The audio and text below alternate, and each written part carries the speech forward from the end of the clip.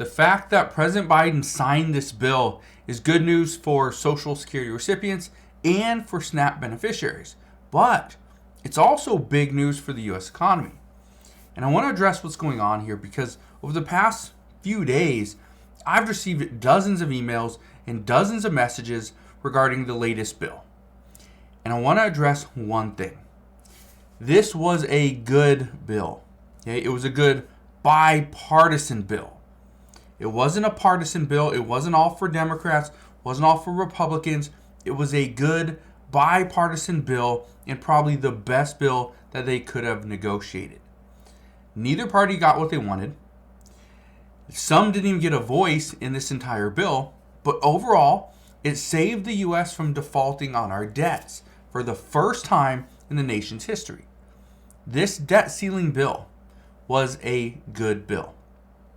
Now, however, there are many issues that go along with this bill. The fact is that there are still a lot of issues, and these issues actually mean this is good news because this means this is the start of more good news for Social Security and SNAP recipients. And I know a lot of people are saying, well, there was no good news in this bill for Social Security. Well, according to reports, that was done on purpose. It was done on purpose so that they could then go and negotiate a separate bill for Social Security. I know a lot of people are going to say, well, this wasn't good news for SNAP beneficiaries because of the work requirements.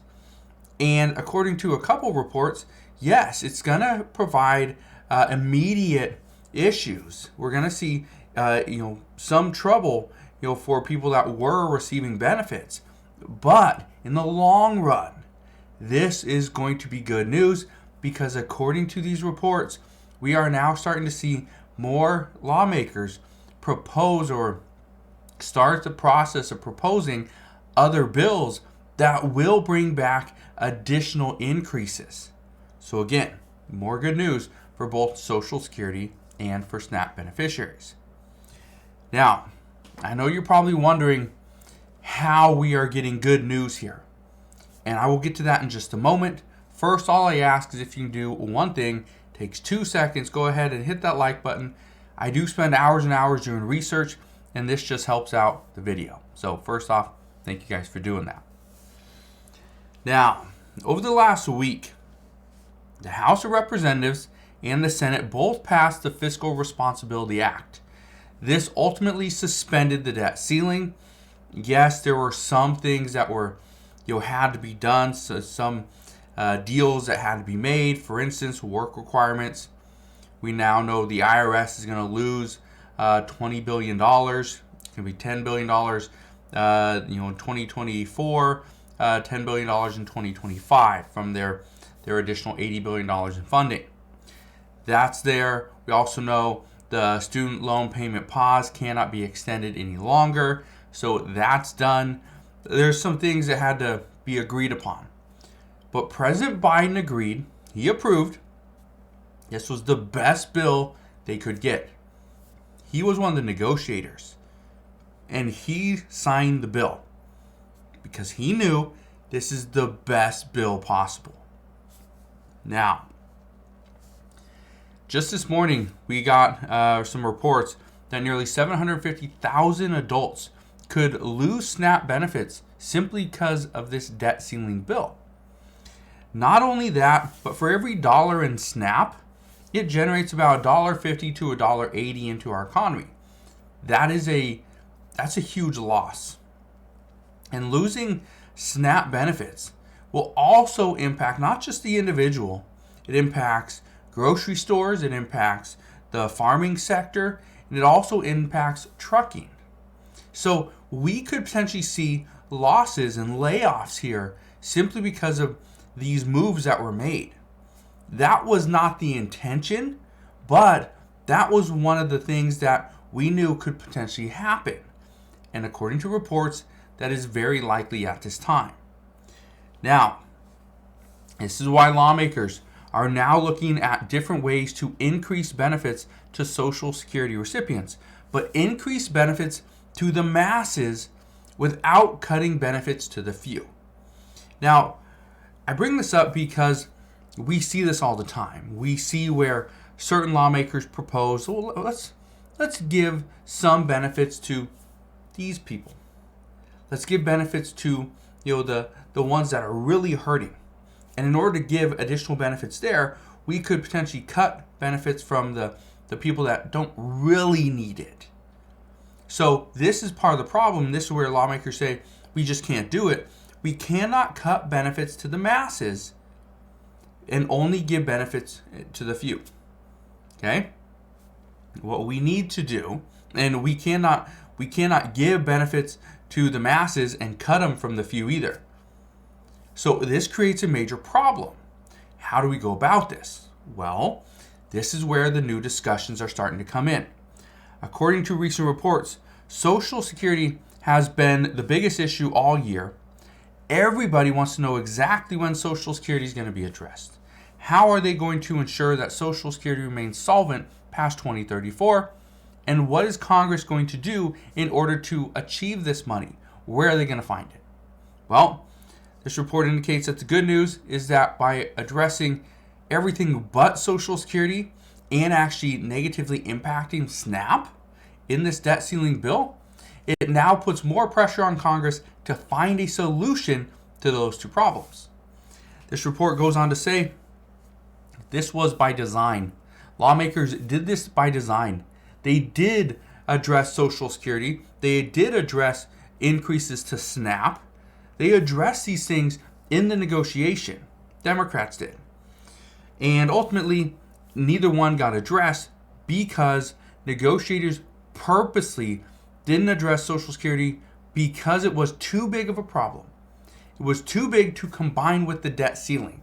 Social Security on its own is a massive issue that has to be addressed. So was the debt ceiling. They could not put the two together because chances are it would never get voted on. So in order to save the U.S. economy and hopefully, well, not hopefully, but they are going to address Social Security at some point. But the big one was if we, and again, I hate to say we were close to a default because we really were, but at the same time, everybody said we were never going to get there.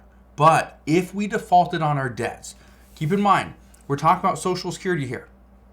Okay? Your payments were sitting over here, right? We had to pass this bill because if we didn't pass the debt ceiling bill, your payments would not have been coming. They would have been delayed.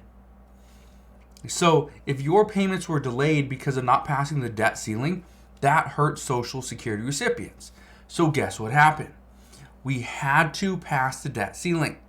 That debt ceiling bill ensured that your Social Security payments would not be delayed. So that's the only thing that got really included into this. Everything else and everybody else was saying that Social Security is too big of an issue to combine it with the debt ceiling.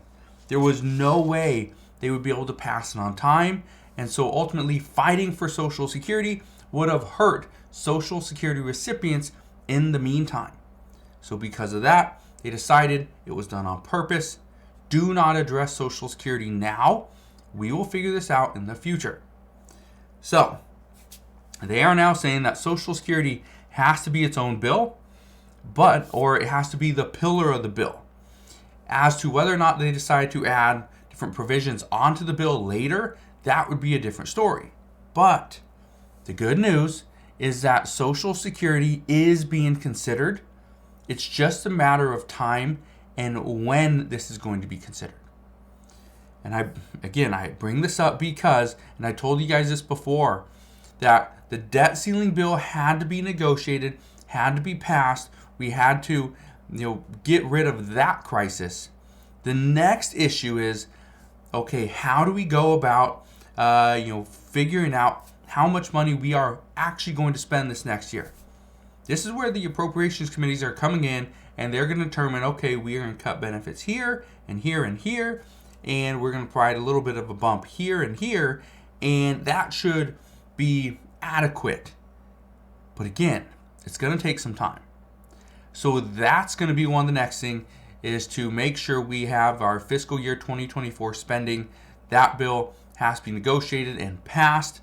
Once that is done, it doesn't mean we can't negotiate Social Security now or SNAP benefits now.